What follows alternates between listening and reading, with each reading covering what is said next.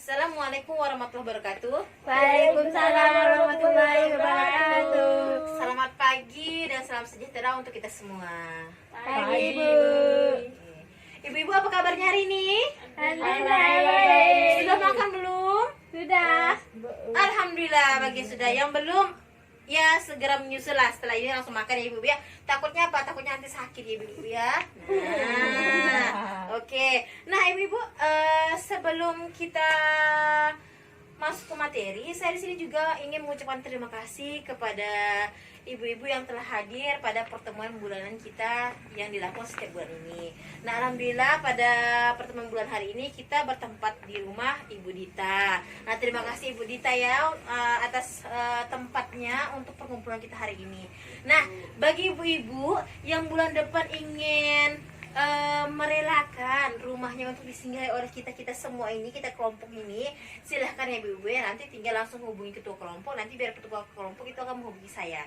Jadi nanti kita semua akan saling mengkoordinasi, oke ibu-ibu? Nah, sebelum saya ucapkan juga terima kasih ya atas kehadirannya.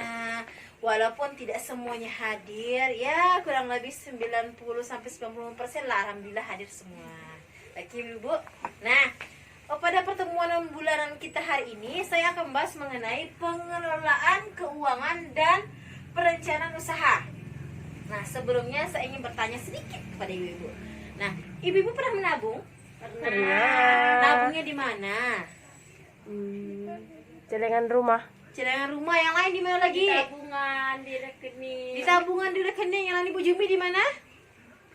Di bank. Di bank. Oh ya, di bank, di tabungan di rekening itu sama ibu-ibu ya. Nah, ada juga di celengan rumah. Nah, sebenarnya begini ibu. Untuk menabung itu penting sekali. Sebenarnya banyak lembaga-lembaga yang bisa menyimpan uang. Bisa salah satunya dengan di bank.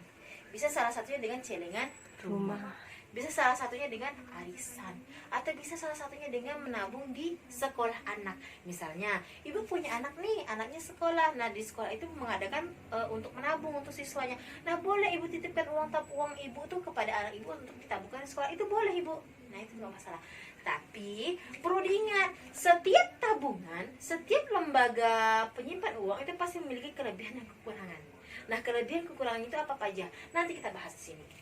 Nah, oke ibu. Nah, di sini saya juga akan membahas mengenai pentingnya adalah pengelolaan keuangan. Nah, sangat penting sekali kita dalam mengelola keuangan. Kenapa? Untuk kehidupan kita kelak.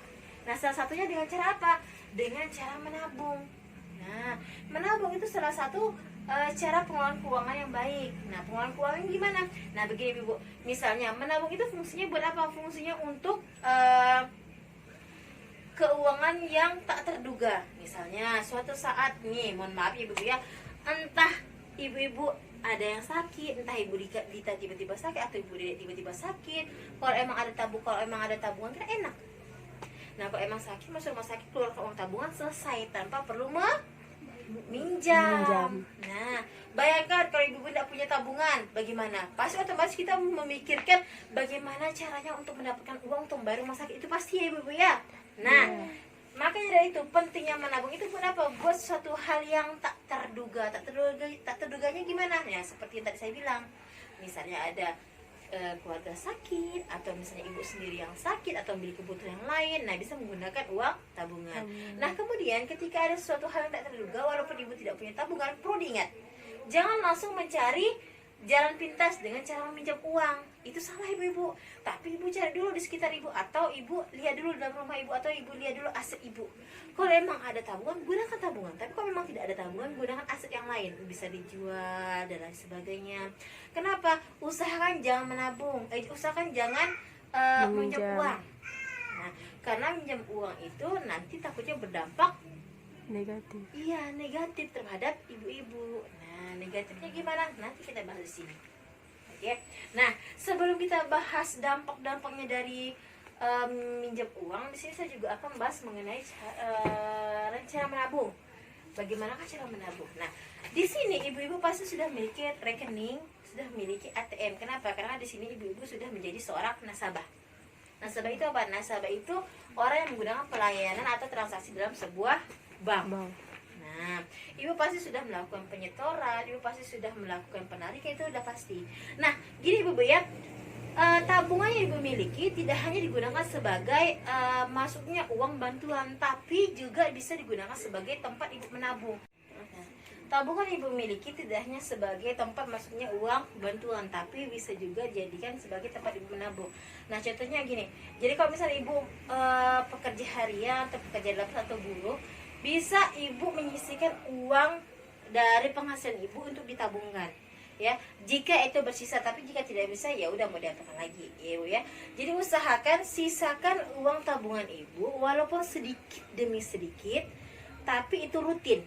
Ya, itu akan menjaga kedisiplinan kita untuk menabung. Nah, ini peribahasa seperti ini Bu, dikit-dikit lama-lama jadi Bukit. siap, itu pintar. Nah, walaupun ibu menabungnya hanya sedikit-sedikit, itu tidak apa-apa, tidak masalah. Menabung itu Bu tidak perlu atau dalam jumlah yang besar, tidak perlu dengan uang yang besar, tidak perlu dengan angka yang besar, itu tidak perlu Bu. Tapi dengan angka yang kecil, walaupun ibu rutin, itu lebih bagus. Kenapa? Karena itu secara tidak langsung itu akan mengajar kita juga kedisiplinan. Nah, seperti ibu ya. Jadi penting sekali yang namanya menabung. Nah, jadi menabung itu tidak harus dalam jumlah yang besar, tapi juga boleh dalam jumlah kecil, tapi harus rutin. Itu menabung. Kemudian dalam menabung itu kita juga pasti ada yang lembaganya. Salah satunya yang paling sering ini, kok kita ini kan punya rekening masing-masing, punya tabungan masing-masing. Nah, kalau nanti pulang ke rumah ini, ibu boleh lihat di rumah. Kenapa saya suruh lihat? Lihat buku tabungannya. Itu buku tabungannya banknya bank apa? Nah, kenapa? Karena di PKH ini ada 4 bank yang bekerja sama. Ada Bank BNI, ada BTN, ada Mandiri, ada juga BRI. Nah, boleh ibu lihat nanti pulang ke rumah, ibu lihat di buku tabungan ibu buka, atau ibu lihat apa yang depan itu banknya bank apa. Nah, perlu diingat, tidak semua seluruh KPM yang ada di Indonesia ini dalam satu bank, tidak ibu-ibu, tapi dia berbagai macam bank tergantung daerah masing-masing. Nah, syukurnya atau alhamdulillahnya di tempat kita itu dapatnya Bank BRI. Nah, kemudian untuk kantor cabangnya itu untungnya dekat, jadi enak ibu ya. Nah kemudian ketika kalian ibu-ibu itu ke bank, itu ketika kalian masuk itu ketika ibu masuk ke dalam bank, ibu pasti langsung melihat nih. Yang pertama kali ibu lihat ketika mau ke bank itu adalah apa? Security, Bu. Security, satpam. Iya, ketika ibu masuk ke bank, siapa yang jaga paling depan? Itu adalah security. Ketika ibu masuk ke dalam, ibu akan ketemu sama yang namanya teller. Kemudian ada juga yang namanya CS atau customer service. Nah, Bu, satpam itu fungsinya buat menjaga ibu-ibu. Jadi kalau misalnya ibu-ibu malu bertanya di dalam, bisa ibu langsung bertanya kepada satpam. Insya Allah satpam juga akan menjawabnya. Nah, kemudian ketika ibu masuk, ibu mau melakukan penyetoran tunai, itu biasanya langsung berhubungan dengan yang namanya teller. Atau ketika ibu ada masalah atau kendala dengan tabungan, atau ibu mau buka tabungan baru atau mau tutup rekening, itu bisa langsung kehubungi ke CS-nya atau customer service. Nah, gitu ibu ya. Perlengkapannya apa aja dalam bank itu Bu? Banyak sekali. Salah satunya ada ATM, kemudian ada ruang tunggu dan lain sebagainya. Paham ya ibu ya? Jadi nanti alurnya itu, ketika ibu ingin menyetorkan uang itu gampang, datang masuk tanya ke satpam itu gimana caranya. Nanti kalau sudah kasih tahu caranya, langsung ibu tulis formulirnya atau formnya untuk menabung, kemudian langsung ambil nomor antrian, habis itu baru langsung ke teller seperti itu ya ibu ya. Nah, oke.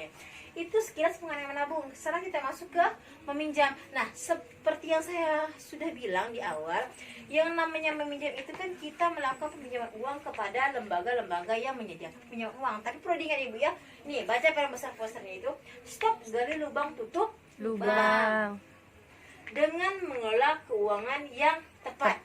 Nah, sudah dibilang dari awal, stop gali lubang tutup lubang. Jadi ketika ibu melakukan pinjam uang, tapi usahakan ya Bu ya, usahakan jangan minjam. Tapi kalau emang sudah tidak ada jalan keluar lain, meminjam boleh. Minjamnya gimana? Harus meminjam dengan cermat. Gimana? Begini Bu, cari lembaga peminjam keuangan yang memang total pengembaliannya itu yang sedikit. Nah, jangan sekali-sekali ibu-ibu meminjam uang dengan rentenir. Kenapa? Karena itu akan merugikan ibu. Nah, bayangkan Kak, ibu-ibu pinjam 10 juta. nanti kembalikannya pasti 20 juta. Kenapa? Karena renter itu biasanya kembaliannya itu 100% dari uang pinjaman kita. Nah, enak kalau emang gaji ibu-ibu per bulannya itu 5 juta itu enak ya kalau bayaran. Tapi kalau misalnya gaji per bulan ibu tuh tidak nyampe 2 juta itu karena susah. Nah, makanya saya bilang hindari peminjaman dengan renter, dan kemudian hindari peminjaman dengan lembaga-lembaga yang memang pengembalian uangnya besar. Makanya harus cermati gimana, harus tahu lembaga-lembaga yang memang bisa minjamkan uang dengan pengembalian yang kecil. Nah, ibu itu dia ibu ya. Bu, saya minjam sama teman, tapi tidak ada pengembalian uangnya, Bu. Tidak ada bunganya, Bu. Itu boleh. Ibu pinjam 5 juta, kembali juga 5 juta. Itu boleh, Ibu. Nah, tapi biasanya kalau pinjam dengan teman itu biasanya ada temponya. Itu yang sulit. Tapi ibu harus mempertimbangkan tujuan ibu minjem itu buat apa. Kemudian ibu bayarnya nanti gimana. Kemudian nanti jumlahnya berapa. Harus dipertimbangkan semua ibu ya. Jangan memikirkan pinjam uang banyak. Oh si A bisa pinjam uang 20 juta. Si B itu bisa pinjam uang 5 juta. Tapi si B itu pinjamnya cuma 5 juta maksimal. Tapi dia tidak ada bunga. Si A bisa pinjam sampai 20 juta. Tapi bunganya 0,5% atau 50%. Nah, ibu perlu pikirkan benar-benar ya ibu ya.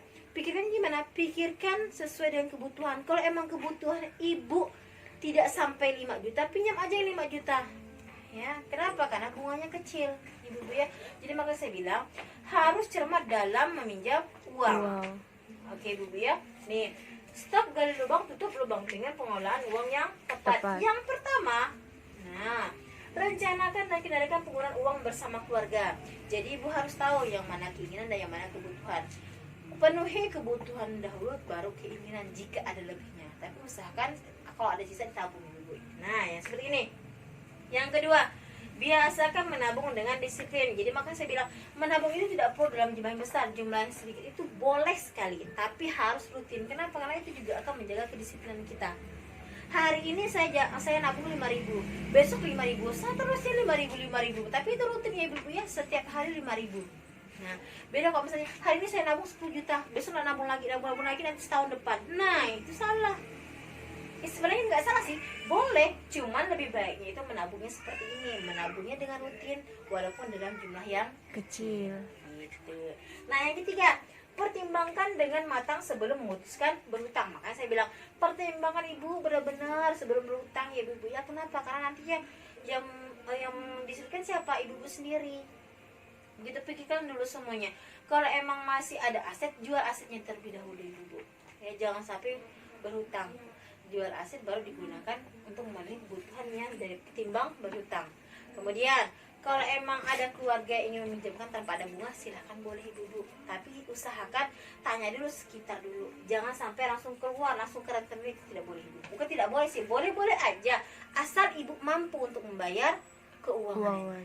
Nah, gitu ya. Nah, oke. Setelah yang saya jelaskan ini, ada yang mau tanyakan ibu-ibu? Ada yang bertanyakan? Sudah cukup paham? Paham. Sudah cukup paham belum? Paham. Nah, oke, paham ya ibu ya. Jadi pentingnya menabung itu sangat penting sekali ya ibu ya. Nah, dengan menabung itu kita bisa persiapan untuk hal-hal yang tidak terduga ke depannya. Nah, apapun itu ya. Makanya saya dari awal, dari sekarang itu saya meyakinkan ibu-ibu, saya menyuruh ibu-ibu untuk rajin menabung walaupun dengan jumlah sedikit, tidak apa, yang penting rutin. Kemudian berhutang kalau memang terpaksa ya silahkan, kalau memang tidak ada jalan lain. Tapi perhatikan dan perlu diingat, harus cari tempat-tempat yang memang pengembaliannya itu yang kecil. Jangan tergiur dengan jumlah yang besar, dengan pengembalian yang besar. Nah, gitu ibu ya. Nah, itu pesan saya. Oke. Nah, kalau emang nggak ada pertanyaan lagi, terakhir saya ingin menutup perjumpaan kita hari ini. Pesan saya, ingat ibu ya, stop gali lubang, tutup lubang. Lakukan menabung dengan benar, lakukan menabung dengan disiplin, lakukan menabung dengan jumlah yang kecil tapi rutin. Nah, kalau ibu punya penghasilan lebih dengan jumlah yang besar, itu tidak masalah juga, tidak masalah. Besar kecil tidak masalah, tapi kalau memang tidak ada yang besar, gunakan yang kecil. Yang kecil tapi rutin itu tidak masalah. Kenapa? Karena dia akan membangun kedisiplinan dalam diri ibu dalam menabung. Oke, siap? Oke. Nah, Ibu-ibu, pertemuan kita cukup sampai di sini. Untuk pertemuan selanjutnya di bulan berikutnya nanti silahkan dirembukan aja ya Ibu-ibu ya, mau di rumah siapa. Nanti tinggal hubungi ketua kelompok nanti menghubungi saya. Iya, Ibu Bu. ya.